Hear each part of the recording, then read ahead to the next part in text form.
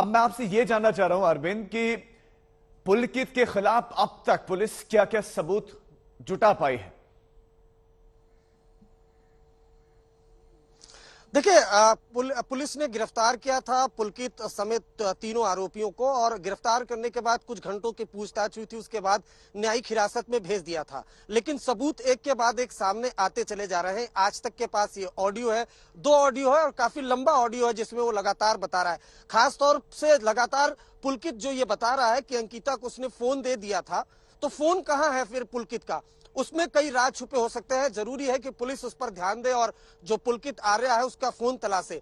हालांकि पुलकित आर्या यह दावा कर रहा है कि उसने अपना फोन अंकिता को दे दिया था और पूरी रात अंकिता रिजॉर्ट में ही थी। सुबह के वक्त उसका एक एम्प्लॉय गया, अंकिता वहां से गायब थी। जबकि हकीकत ये थी कि ये जो ऑडियो टेप है, इसके 1 घंटे पहले ही हत्या कर दी गई थी अंकिता की, और वही उसी शख्स ने हत्या की जो ऑडियो में लगातार ये झूठ बोलता जा रहा है कि अंकिता कभी यहाँ थी, कभी वहां थी। दरअसल पुलकित आर्या जो एक रसूखदार फैमिली से आता है राजीव, उसने परफेक्ट क्राइम करने की कोशिश की थी, ताकि जिस तरीके से हत्याकांड को अंजाम दिया गया, एक गहरे नहर में जो अंकिता है उसको फेंक दिया गया। उसे अंदाजा था कि डेड बॉडी तो मिलेगी नहीं। उसके बाद कहीं ना कहीं जिस तरह से ऑडियो में बातचीत हो रही है, हावी होने की कोशिश कर रहा है अंकिता के दोस्त पर, ऐसा लग रहा है कि प्लान बाद में यही था कि जो अंकिता का दोस्त है उसी को फंसा देना इस पूरे मामले पे, और खुद ही जाकर पुलिस स्टेशन में शिकायत करता है। एक ऑडियो पुलिस स्टेशन में जब वो बैठा हुआ है तब का है, तो लगातार एक के बाद एक झूठ। अभी इसमें पुलिस को काफी कड़ियां जोड़नी पड़ेंगी अगर इस केस को बहुत मजबूत बनाना है, क्योंकि जो पुलकित आर्या है, अंकिता के परिवार का कहना है कि वो एक बहुत रसूखदार फैमिली से आता है।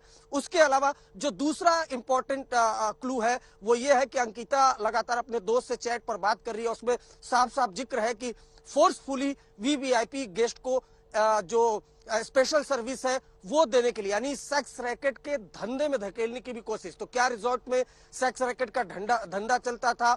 क्या उसमें अंकिता को जबरन धकेला जा रहा था? जैसा कि चैट में इस बात का जिक्र भी किया, अपने दोस्त से इस बारे में जिक्र किया। तो एसआईटी इन तमाम चीजों की जांच करेगी। कई ऐसे एविडेंस हैं अभी जो जुटाने बाकी है, और एसआईटी की टीम अब उसी कोशिश में रिजॉर्ट के भीतर सीसीटीवी था? अगर था तो क्या उसके फुटेज सामने आ पाए हैं? या ऋषिकेश जब ये लोग गए थे, क्या वहां से कोई तस्वीरें आई हैं, कोई सीसीटीवी में ये लोग कैद हुए हों? देखिए राजीव, आपने बहुत अच्छा सवाल पूछा। दरअसल आपने अंकिता के पिता को भी सुना होगा। जैसा इस हत्याकांड को पूरी प्लानिंग के साथ अंजाम दिया गया है, और मैं आपको दिखाना भी चाहूंगा। ये इसी जगह पर रिजॉर्ट है। ये पीछे आप देख पा रहे हैं घना जंगल है और बीच में रिजॉर्ट है।